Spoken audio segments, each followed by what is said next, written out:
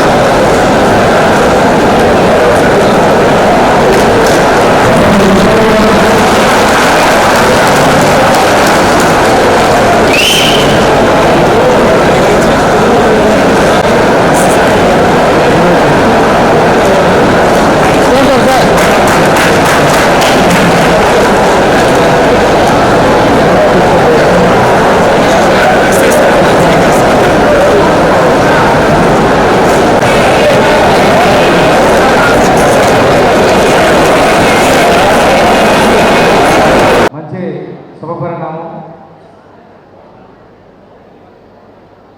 ఎప్పుడూ కూడా ఆర్టీసీకి పూర్తి అండగా ఉన్నటువంటిది మా తెలుగుదేశం ప్రభుత్వం. ఆ రోజు అన్న ఎన్టీఆర్ గారి దగ్గర నుంచి నేటి వరకు ఎన్డీఏ ప్రభుత్వంలో కూడా ఉద్యోగులకే కావచ్చు, సంస్థలకు కావచ్చు, ఈరోజు గ్రామీణ ప్రాంతాల్లో కూడా ఆర్టీసీ బస్టాండ్లు బస్ షెల్టర్లో నిర్మాణం చేసిందంటే అది మా ప్రభుత్వ హయాంలో అని చెప్పి తెలియజేస్తాను.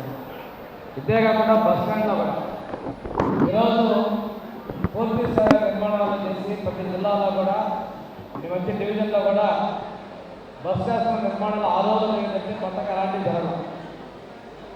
మా ప్రభుత్వం వచ్చిన తర్వాత ఇప్పుడు గుంటలు లేని రోడ్లు చేయడం వల్ల ఆర్టీసీకి మెయింటైన్ జరగకుండా మీకు కూడా ప్రయాణాన్ని కూడా సులభతరం చేయడం అనేది కూడా ఒక పెద్ద అచీవ్మెంట్ అని చెప్తున్నాం. మహిళలకి కండక్టర్ పోస్ట్ ఇచ్చింది కూడా మా ప్రభుత్వంలో ఉన్న విషయాన్ని నేను ధైర్యంగా గౌరవం.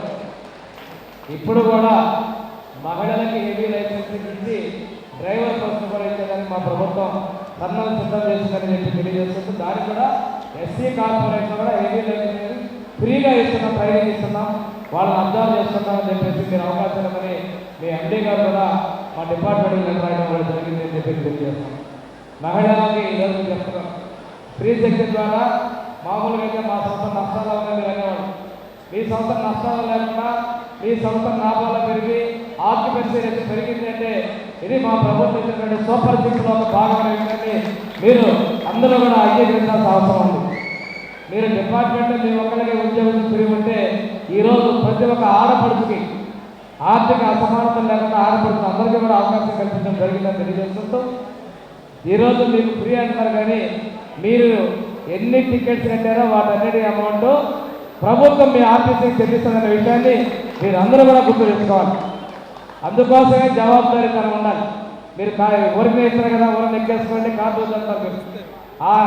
మీరు ఎంతమంది ప్రయాణాలు చేస్తున్నారో డిస్టెన్స్ అది చూసుకొని అంత డబ్బులు ప్రభుత్వం మీ ఆర్టీసీకి చెల్లిస్తుంది. ఆ విధంగా కూడా మీ సంస్థ లాభాల్లోకి వస్తూ ఉంది. బస్సుల విషయం కూడా ప్రభుత్వం బస్సులు పెంచేందుకు సిద్ధంగా ఉంది. దాని దగ్గర ప్రణాళిక సిద్ధం చేస్తున్నాం. మీకు ఎలక్ట్రిక్ బస్సులు, ఏసీ బస్సులు కూడా ప్రవేశపెట్టేదానికి ప్రభుత్వం సిద్ధంగా ఉంది.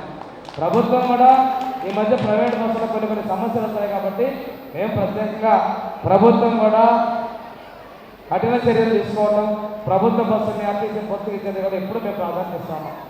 దీంతోపాటు దివ్యాంగ శక్తిని కూడా మొన్న మేము ప్రారంభించడం జరిగింది.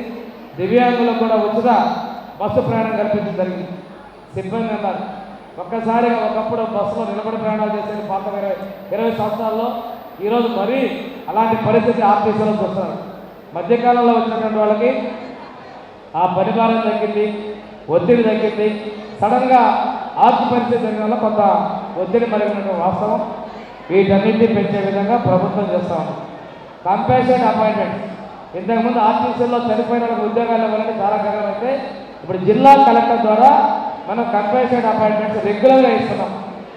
మన జిల్లాలో కూడా చాలామందికి ఇలా ఉద్యోగాలు ఇవ్వడం జరిగింది. ఒకప్పుడు ఆర్టీసీలో ఇచ్చినటువంటిది ఏ డిపార్ట్మెంట్ అయినా వారి పిల్లలకి ఈరోజు ఉద్యోగాలు ఇస్తున్నాం. కలెక్టర్ గారు డిస్ట్రిక్ట్ కలెక్టర్ గారు అపాయింట్మెంట్స్ ఇస్తున్నారని మేము తెలియజేస్తున్నాం. చిన్న చిన్న ఉద్యోగస్తులకి ఇందాక మేము అడిగారు, పనిష్మెంట్స్ ఉన్నప్పుడు అంటే జనరల్గా వాటి పరిగణలో తీసుకొని ప్రమోషన్లు ఆపుతారు. అలాంటివి మీ ప్రమోషన్ల విషయంలో కూడా ప్రభుత్వం సానుకూలంగా స్పందించిన విషయం కూడా మీ అందరూ కూడా గమనించుకోవాలి. రెండవది, ఆర్టీసీ బస్ స్టాండ్స్లో ఈరోజు సౌకర్యాలు మెరుగుపరిచేందుకు ప్రభుత్వం సిద్ధంగా, ఎందుకంటే ఆక్యుపెన్సీ పెరిగింది. అదేవిధంగా ఫుట్బాల్ అనేది బస్ స్టాండ్కి వచ్చే వాళ్ళు పెరుగుతాయి.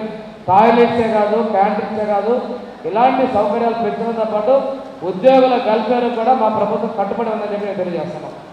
ఈరోజు మీరు అడిగినటువంటి ప్రధానమైనటువంటి బస్సు సంఖ్య పెంచేదానికి కావచ్చు, దాంతోపాటుగా మీరు అడిగినటువంటి డిమాండ్స్ ఈరోజు చాలా వరకు మా ప్రభుత్వం సానుకూలంగా పరిష్కరిస్తాం.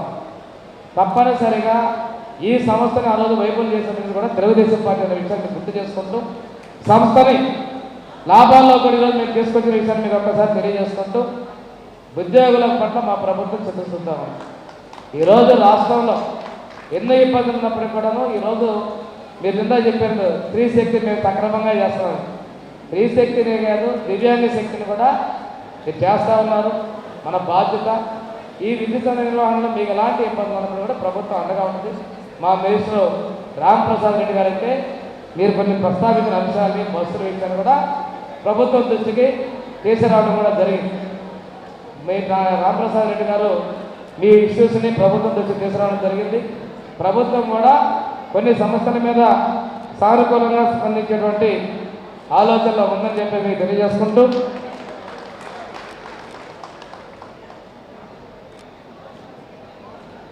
ఏదైతే ఈ సమస్యల్లో మెజారిటీ సమస్యలను పరిష్కరించే సిద్ధంగా తెలియజేసుకుంటూ ఈ అవకాశాన్ని ధన్యవాదాలు తెలియజేస్తున్నాను.